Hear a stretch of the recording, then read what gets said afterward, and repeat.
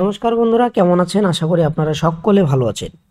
এই মুহূর্তের big breaking news আপনাদের সাথে শেয়ার করব, কারণ আপনারা জানেন যে রাজ্যে অলরেডি কিন্তু ভোট ঘোষণা হয়ে গেছে এবং ভোট ঘোষণার পরপরই কিন্তু বিভিন্ন জেলাতে বিভিন্ন পার্লামেন্টারি যে ভোটগুলো হবে সেই জন্য যারা ট্রেনিং নিচ্ছেন বা অলরেডি ফার্স্ট ট্রেনিং হয়ে গেছেন, সেকেন্ড ট্রেনিংও আর কিছুদিনের মধ্যে শুরু হয়ে যাবে, তাদের কিন্তু অলরেডি কিন্তু কাজ শুরু হয়ে গেছে এবং বিভিন্ন দপ্তর, বিশেষ করে প্রাইমারি টিচার থেকে শুরু করে এসআই এবং এসআইয়ের উপরে যে ডিপার্টমেন্ট রয়েছে ডিস্ট্রিক্টের ক্ষেত্রে ডিআই বলুন, চেয়ারম্যান বলুন, সমস্তটাই কিন্তু আপাতত কিন্তু ভোটের কিন্তু যে প্রসেস সেইটাতে কিন্তু নিযুক্ত হয়ে গেছেন।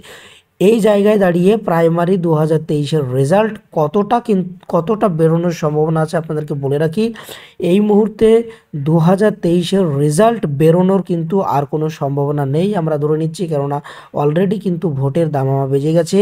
তো এই রেজাল্ট কবে নাগাদ বেরোতে পারে? এই রেজাল্ট আমরা যতটুকু আমরা খবর পাচ্ছি মোটামুটি জুন মাসের দিকে কিন্তু অ্যান্সার কি চলে আসবে এবং তার পরে কিন্তু রেজাল্ট বেরিয়ে যাবে। যদিও ভোটের আগে রেজাল্ট বের করার জন্য একটা চিন্তাভাবনা হচ্ছিল, তবে এই অবস্থায় দাঁড়িয়ে কিন্তু রেজাল্ট বেরোনোর সম্ভাবনা আর দেখা যাচ্ছে না। সম্পূর্ণ রেজাল্ট বেরোতে চলেছে ভোটের পরে, অর্থাৎ জুন মাসের মাঝামাঝি।